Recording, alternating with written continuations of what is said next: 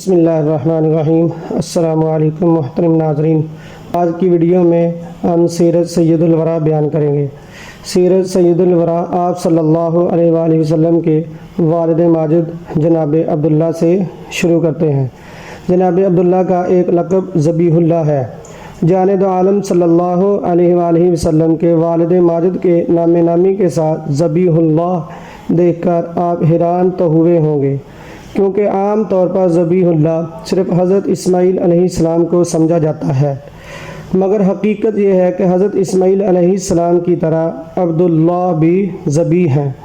جبھی تو جان دو عالم صلی اللہ علیہ وآلہ وسلم اپنی خاندانی عظمت و شرافت بیان کرتے ہوئے فرماتے ہیں، انا ابن الذبیحین، میں دو ذبیحوں کا فرزند ہوں، یعنی ذبیح اول حضرت اسماعیل علیہ السلام اور ذبیح ثانی جناب عبداللہ ہیں۔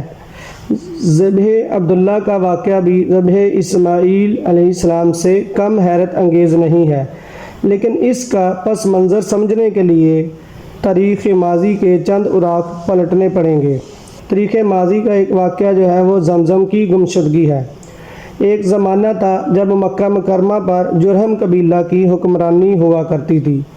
یہ قبیلہ حضرت اسماعیل علیہ السلام کے زمانہ سے مکہ مکرمہ میں آباد چلا آ رہا تھا۔ اپنے کردار اور عمل کے لحاظ سے یہ لوگ پہلے تو بہت اچھے رہے، لیکن پھر بتدریج بدکاریوں کی طرف راغب ہوتے چلے گئے۔ رئیس قبیلہ عمر بن حارث جرہمی ایک اچھا آدمی تھا۔ اس نے بہت کوشش کی کہ لوگ اپنی روش اور طرز حیات بدل لیں، مگر لوگوں کو تو عیاشیوں کا چسکا پڑ چکا تھا، اس لیے اس کی نصیحتوں پر کسی نے بھی کان نہ دھرا۔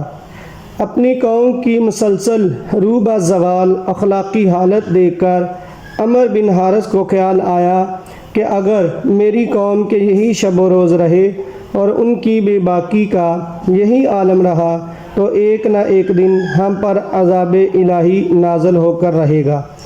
اس لیے بہتر یہ ہے کہ کعبہ فنڈ میں جمع شدہ سونا اور دیگر قیمتی اشیاء سامان کہیں چھپا دیا جائے، تاکہ اگر عذاب الہی نازل ہو ہی جائے تو ہم پر جو گزرے گی سو گزرے گی، لیکن کعبہ مکرمہ کا مال تو بہرحال محفوظ رہے گا۔ چنانچہ اس نے کعبہ فنڈ میں جمع شدہ اموال کو، جن میں سونے کے بنے ہوئے 2 ہرن، کچھ تلواریں اور کچھ زرہیں شامل تھی، یکجا کیا اور چاہے زمزم میں دفن کر دیا۔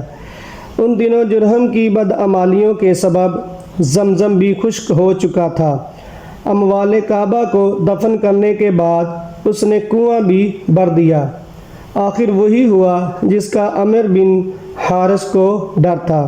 جب جرہم کی سیاہ کاریاں حد سے بڑھ گئیں تو خزاعہ نامی قبیلہ کی متعدد ذیلی شاخوں نے مل کر جرہم پر حملہ کر دیا۔ جرہم نے مقابلہ کیا لیکن بری طرح شکست کھائی اور حملہ آور مکہ مکرمہ پر قابض ہو گئے۔ اس لڑائی میں جرہم کے بہت سے افراد مارے گئے اور جو زندہ بچے وہ در در کی ٹھوکریں کھانے کے لیے یمن کی طرف بھاگ گئے۔ امتداد زمانہ کے باعث، یعنی لمبا وقت گزرنے کے باعث، رفتہ رفتہ چاہے زمزم کا نام و نشان تک مٹ گیا اور کسی کو یاد بھی نہ رہا کہ وہ کہاں ہوا کرتا تھا۔ اسی عالم میں 500 سال کا طویل عرصہ گزر گیا۔ جب میراث ابراہیم اور اسماعیل علیہ السلام کے وارث اعظم باعث ایجاد کعبہ و زمزم صلی اللہ علیہ وآلہ وسلم کی دنیا میں تشریف آوری کا وقت قریب آیا تو ارادہ الہی ہوا کہ اس کنویں کو دوبارہ منظر عام پر لایا جائے اور لوگوں کو پھر سے اس مبارک پانی سے سیراب کیا جائے، اور یہ عظیم سعادت جان دو عالم صلی اللہ علیہ وآلہ وسلم کے دادا جان عبد المطلب کو حاصل ہوئی کہ ان کے ذریعے اللہ تعالیٰ نے صدیوں کے گمگشتہ چاہے زمزم کو پھر سے جاری کر دیا۔ دوسرا پس منظر یوں ہے کہ ایک دن حضرت عبد المطلب رضی اللہ تعالیٰ عنہ کو خواب آیا۔ حضرت عبد المطلب رضی اللہ تعالیٰ عنہ نے ایک رات خواب دیکھا، کوئی کہہ رہا تھا طیبہ کھودو، طیبہ کیا چیز ہے؟ خواب میں ہی عبد المطلب رضی اللہ تعالیٰ عنہ نے پوچھا، مگر کوئی جواب نہ ملا۔ دوسری رات پھر خواب دیکھا، کہا گیا برہ کھودو، برہ کیا چیز ہے؟ حضرت عبد المطلب رضی اللہ تعالیٰ عنہ نے خواب میں پوچھا، پھر بھی کوئی جواب نہ ملا۔ تیسری رات پھر حکم ملا مدنونہ کھودو، مدنونہ سے کیا مراد ہے؟ حسب سابق جواب میں خاموشی رہی۔ عبد المطلب رضی اللہ تعالیٰ عنہ اہل زبان تھے، تینوں الفاظ کے معنی بخوبی جانتے تھے، مگر حیران تھے کہ ان سے مراد کیا ہے۔ پھر ایک رات صراحتاً کہا گیا کہ زمزم کھودو، اب تو معاملہ صاف ہو گیا۔ عبد المطلب سمجھ گئے کہ طیبہ، برہ اور مدنونہ زمزم ہی کے صفاتی نام ہیں۔ صبح آپ نے اپنی قوم سے ذکر کیا کہ مجھے خواب میں زمزم کھودنے کا حکم ملا ہے، چونکہ زمزم کو گم ہوئے صدیاں گزر چکی تھیں اور کسی کو بھی اس کی صحیح جگہ معلوم نہیں تھی۔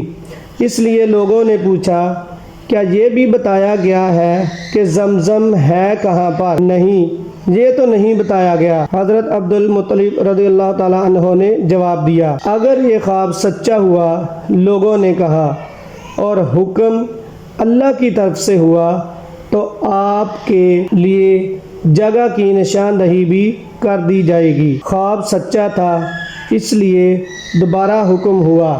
ترجمہ: زمزم کھودو، اسے کھود کر تمہیں شرمسار نہیں ہونا پڑے گا، وہ تمہارے بڑے باپ حضرت اسماعیل علیہ السلام کی میراث ہے، نہ کبھی خشک ہوگا، نہ اس کا پانی کم ہوگا، بے شمار حاجیوں کو سیراب کرے گا۔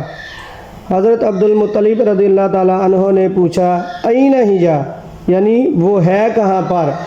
جواب ملا، ترجمہ: چیونٹیوں کے بل کے پاس، جہاں سفید سینے والا کوا گوبر اور خون میں چونچ مار رہا ہو۔ اسی سلسلے میں زمزم کی تلاش شروع ہو گئی۔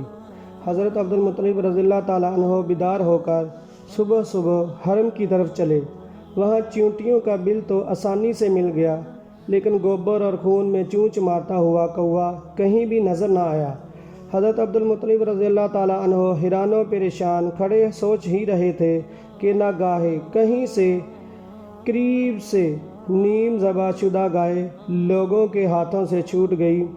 حضرت عبد المطلب رضی اللہ تعالیٰ عنہ نے دیکھا کہ گائے دوڑتی دوڑتی آئی اور چیونٹیوں کے بل کے پاس بے دم ہو کر گر پڑی۔ اتنے میں پیچھے سے لوگ بھی آ پہنچے۔ انہوں نے وہیں گائے کو ذبح کیا، چمڑا اتارا اور گوشت وغیرہ کاٹا۔ اس سارے عمل کے نتیجے میں وہ جگہ گوبر اور خون سے لتھڑ گئی۔ تھوڑی دیر بعد کہیں سے سفید سینے والا کوا اڑتا ہوا آیا اور گوبر اور خون میں چونچ مارنے لگا۔ خواب میں بتائی گئی ساری علامتیں پوری ہو گئیں تو حضرت عبد المطلب رضی اللہ تعالیٰ عنہ کو یقین ہو گیا کہ چاہے زمزم اسی جگہ مستور ہے۔ اگر آج کی ویڈیو آپ کو اچھی لگی ہو تو کمنٹ میں اپنی رائے کا اظہار ضرور کیجیے۔